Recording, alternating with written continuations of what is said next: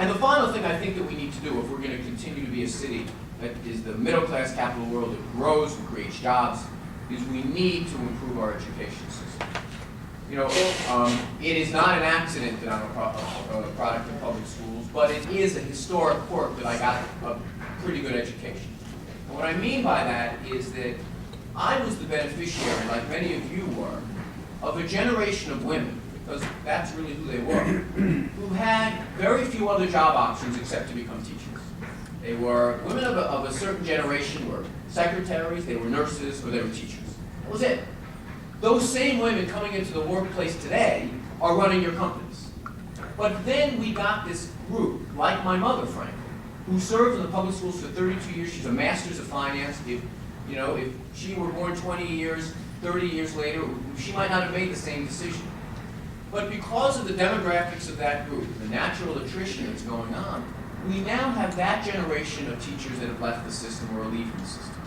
And we've made some fundamental mistakes, I believe, as a city. Rather than do everything possible to squeeze any last remaining year or 2 or 3 out of that group of teachers, we're doing the opposite. We're driving them out of the school system by regimenting the classroom, by not incentivizing them to stay, by not creating relationships between them and the younger teachers to help mentor the younger teachers. And so what you have now is rather than have that classic, iconic, gray-haired, experienced teacher in the classroom, you now have a group of young people who are incredibly talented and incredibly motivated, but have very little experience in the school system.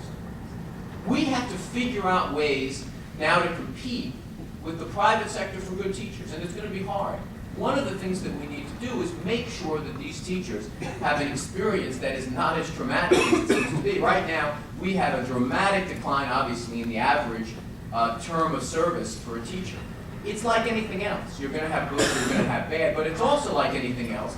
That experience is something that should be valued. Well, we've lost that now. And it's important for the quality of the classroom, but it's important on another level as well. It has sent this psychic message to a lot of people who are raising their kids in New York. You know what? It's not a place that you're going to get that type of experienced foundational education.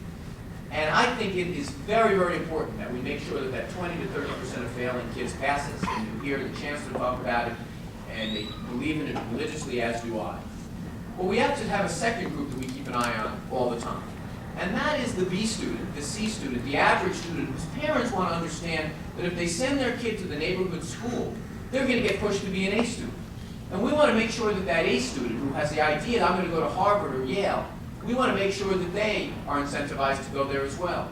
There's a story in one of the tabloids, I think it's in the Post, about more cuts to the gifted and talented program. For years, there's been a fight in the city under the Bloomberg administration whether to even keep gifted and talented programs. The argument is that so few kids actually go into those programs. Why should we devote the resources to it? The reason is to keep parents like Morton, Fran, Weiner sending their kids to those schools. I'm the classic case. I went to junior high school 51 in Park Slope. That was on 4th Avenue between 5th and 6th Street, 4th and 5th Street. Now at the time, junior high school 51, none of the fancy pants kids were going there. They were all going to IS 88.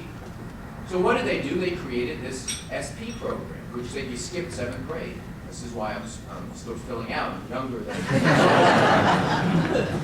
Well, it worked. They created this program that created the center of gravity among aspirational middle-class parents, which helped to offset or to attract more higher-achieving kids who went there, which gave it a more diverse community in that school and kept the school a place that all types of New Yorkers wanted to go. So it might be true it's relatively few kids, for example, that get a Westinghouse scholarship.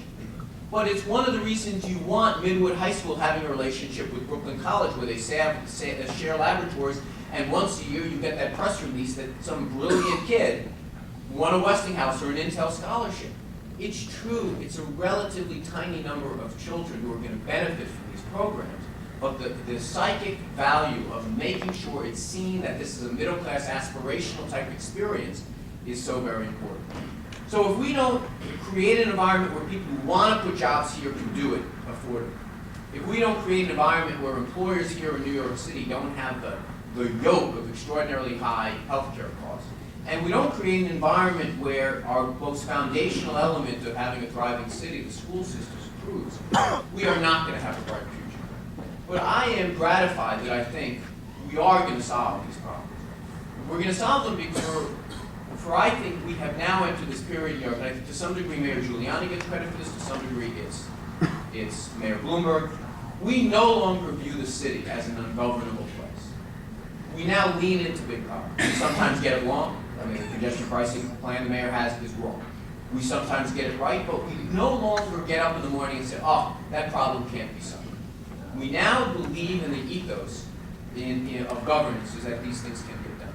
And I also think something that I learned when I ran for mayor in 2005 has changed as well. We're starting to reward people who wage campaigns based on substantive ideas like some of the ones that I talked about today.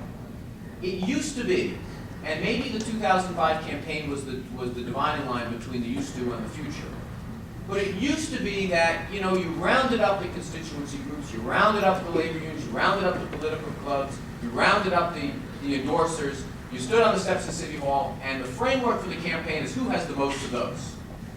Well, I, in 2005, didn't have more. Usually I had one or two. I had only a handful of people from the political world that supported me. But what I did have is 2 books of new ideas that we published, 17 issued speeches. The New York Times, famously had a headline calling me the wonk of the campaign. How barren a campaign has to be that I become the wonk is another question. But voters, I believe, rewarded me not for the people who were standing next to me at press conferences, not for the list of endorsements, not because I had more money than the other guys, because I didn't have any of those things. But I believe I was rewarded in that campaign for talking about ideas, even ones that people disagreed with, but talking about ideas as if they were a framework for how we should be making decisions. I got in big trouble with some of my colleagues. I ran a TV commercial that said, we as Democrats don't deserve to win if we don't start talking about the solutions for our city. That's why I'm here today, and that's why I hope that as you watch in the next year or so, as we start to make the campaign for mayor becomes a reality, I think that all of you are in a position to do 2 things. One, insist upon this discussion, and then also participate in it. So I thank you very much for your attention today.